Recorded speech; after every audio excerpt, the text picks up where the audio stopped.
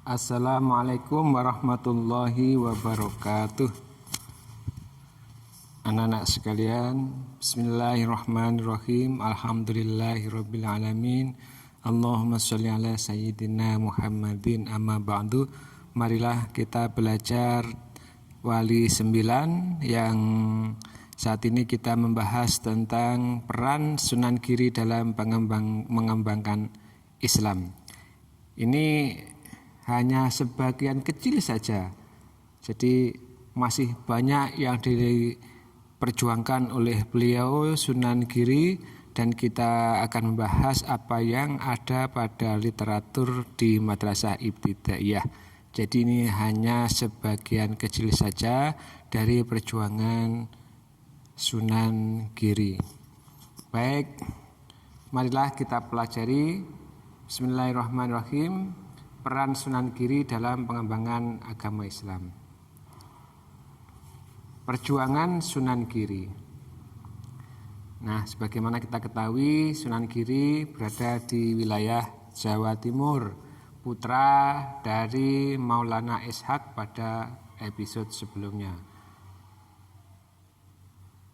Yang diperjuangkan adalah yang pertama adalah sebagai pemimpin agama, tentu saja karena beliau adalah memang ahli agama yang sudah belajar ke Sunan Ampel dan juga ayahnya sendiri yaitu Maulana Ishaq.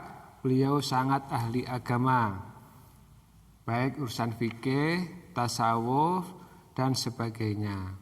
Dan juga penguasa wilayah Giri, di mana wilayah Giri ini adalah sebagian dari wilayah Majapahit saat itu ya. Akan tetapi dipersembahkan kepada Sunan Giri yang mampu memimpin wilayah Giri tersebut. Nah, beliau nanti kita bahas satu persatu ya. Yang berikutnya adalah tentang bagaimana menjadikan pesantren mengambil alih fungsi dukuh. Jadi dari dukuh dijadikan sebuah pesantren. Apa itu dukuh? Nanti di bawah akan kita terangkan. Jadi perjuangan Sunan Giri meliputi pemimpin agama dan penguasa wilayah, juga menjadikan pesantren dari fungsi dukuh yang ada pada zaman Majapahit. Berikutnya adalah mengembangkan pendidikan terbuka bagi masyarakat. Apa itu sebagai pemimpin menjadi pesantren dan juga pengembangan pendidikan terbuka? Berikut ini. Ini contoh dari modelnya. Sebagai pemimpin agama dan penguasa wilayah Giri. Seperti saya sampaikan tadi bahwasanya Sunan Giri beliaunya ahli agama juga ahli pemerintahan. Jadi juga pintar jadi umarok dan juga menjadi wali atau lebih daripada ulama ya. Beliau sangat ahli agama dan juga mampu bidang kepemerintahan. Beliau bergelar Prabu Sasmita.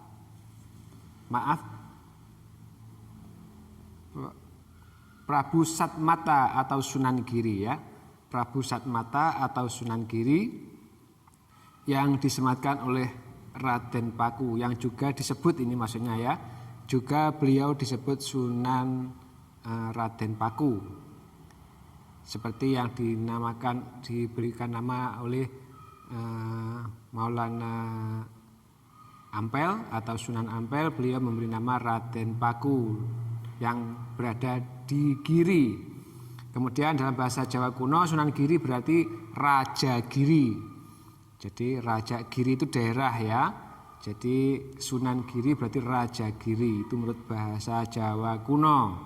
Kemudian beliau menjadi lebih luas dan leluasa karena memegang kedudukan sebuah pemimpin. Beliau sebagai pemimpin otomatis dalam berjuang dia menggunakan kepemimpinannya.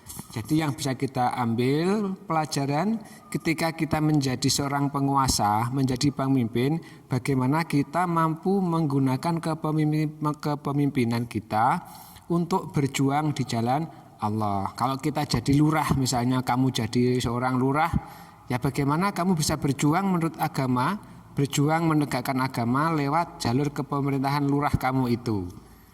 Nah, ini Sunan Giri melalui karena beliau menjadi seorang raja atau katakan seperti bupati dan sebagainya. Kemudian beliau juga sebagai Dewan Wali. Ya, Dewan Wali. Artinya Dewan Wali itu yang mewakili dari para wali 9, itu beliau yang menjadi wakilnya, jadi dewannya.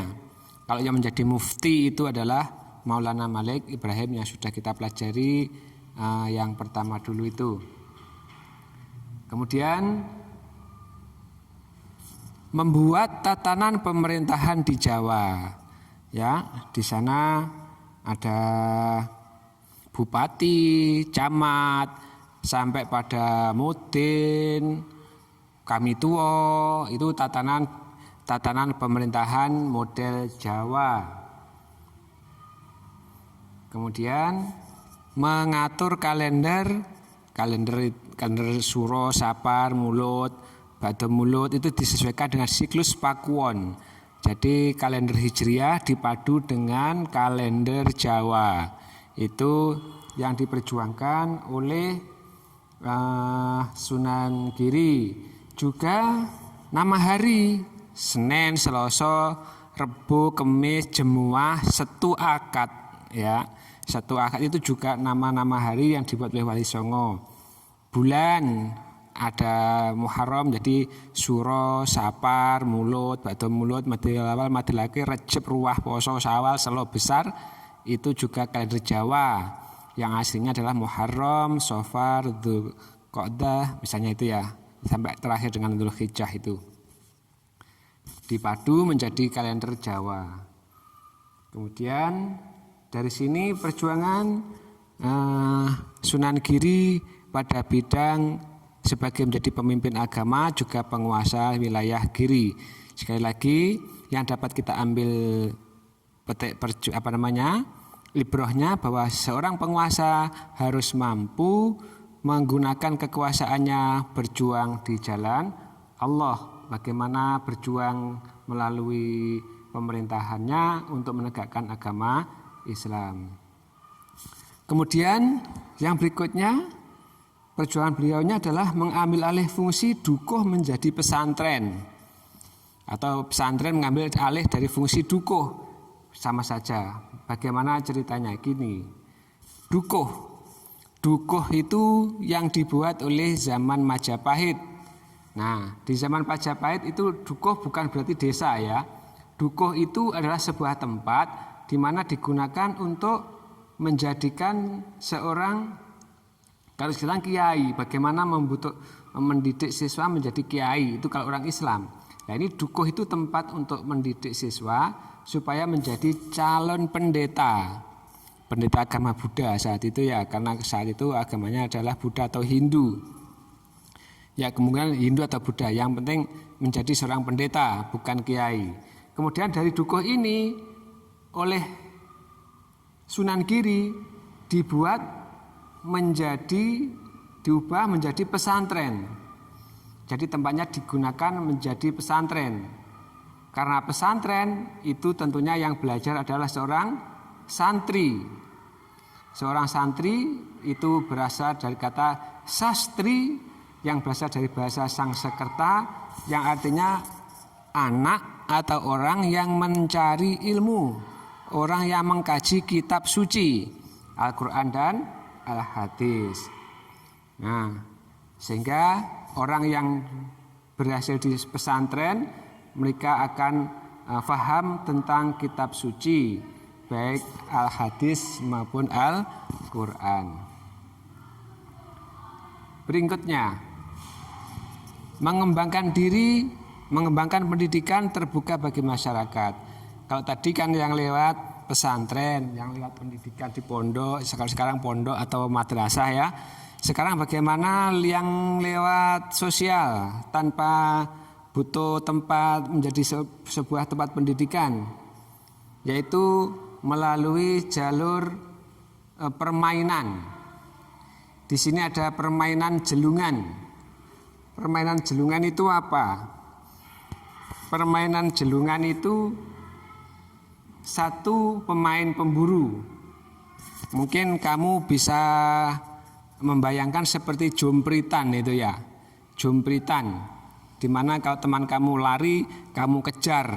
Kemudian yang mencok lagi ke sebuah tiang, maka dia tidak bisa dikenek nih, bahasa Jawanya ya, tidak bisa dikenek nih, karena dia sudah berpegang tiang. Filosofinya apa nanti kita lihat. Kemudian dari satu pemain pemburu, yang lain menjadi seorang, banyak yang diburu. Yang memburu satu, yang diburu banyak. Lah yang kena di kablek begitu, maka dia ikut besang. Nah, filosofinya satu ini diibaratkan sebuah godaan setan. Barang siapa yang kena godaan setan, maka dia sama dengan kalah. Mereka menjadi bolonya sama dengan besang kabeh. Nah, supaya tidak besang, bagi yang lari-lari berkejar-kejaran terus berubah, akhirnya dia harus mencok. Ya, ada satu tiang. Tiang itu misalnya tempat untuk gondelan, untuk gocean, supaya dia selamat. Nah, satu tiang ini diibaratkan adalah agama Islam. Jadi barang siapa yang sudah berpegang teguh agama Islam, maka dia selamat dari kejaran setan. Nah, yang berpegang Islam dia akan selamat. Itu cerita dari sebuah permainan jelungan. Kemudian juga permainan jamuran. Jamuran ini dipadu dengan lagu ya. Lagu yang dikatakan dengan padang bulan itu ya. Ya, dengan pada malam purnama, dilaksanakan pada malam purnama, atau kalian dengan sebutan padang bulan yang nanti ada lagunya itu.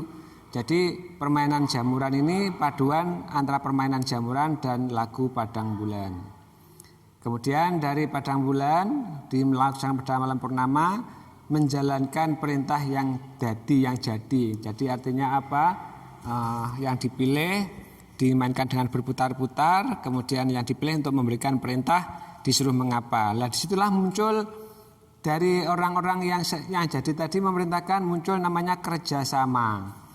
Nah, jadi padang bulan atau jamuran itu mengajak manusia hidup bersosial atau hidup rukun dengan sesamanya, bekerja sama untuk mencapai sebuah cita-cita atau kebersamaan. Itu permainan jamuran yang dipadu dengan tembang padang bulan.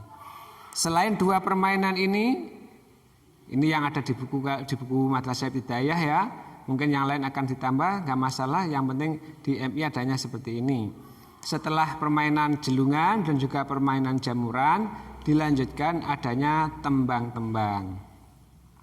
Seperti saya sampaikan tadi, bahwa jamuran itu dibarengi dengan lagu padang bulan. Ini lagu ya. Tembang itu sebuah lagu. Kemudian jor. Lapa jor itu juga sebuah lagu, tembang. Kemudian gula ganti atau gula ganti bahasa Indonesianya ya. Lek basa Jawa gula ganti. Kemudian yang keempat adalah cublak-cublak suweng. Cublak-cublak suweng dan seterusnya itu ya. Itu gambaran perjuangan atau jalur perjuangan yang dilaksanakan oleh Sunan Giri. Sekali lagi dari apa tadi? Dari pemerintahan, kemudian dari pendidikan dan juga permainan. Jadi ada tiga, yaitu berperan sebagai pemimpin agama dan penguasa wilayah. Yang kedua sebagai menggunakan dengan pendidikan pondok pesantren, kemudian dengan permainan. Nah, ini gambaran bermain padang bulan. Padang bulan yang asli nih, yo pro konco dolanan njaba, itu ya. Itu lagunya di antara padang bulan yang lama atau padang bulan yang asli dari Wali. Kemudian ini gambaran jamuran gigi ya. Jamuran gigi dan seterusnya. Dari sini gambaran singkat tentang perjuangan sedikit dari Sunan Giri sudah saya sampaikan. Semoga kita di dalam mengambil ibrohnya adalah tatkala kita menjadi penguasa, kita gunakan untuk berjuang. Kemudian di dalam menjadi mendidik, kita harus pantang menyerah, baik lewat formal. Kalau tidak bisa formal, melalui permainan-permainan atau yang lain, yang penting dapat digunakan untuk berjuang lillahi kalimatillah atau meninggikan nama asma Allah. Semoga kalian paham dan mendapatkan ilmu yang bermanfaat dunia dan akhirat. Kalau belum paham, diputar kembali supaya kalian lebih paham. Semoga Allah memudahkan kalian. Barakallahu lana walakum. Wassalamualaikum warahmatullahi wabarakatuh.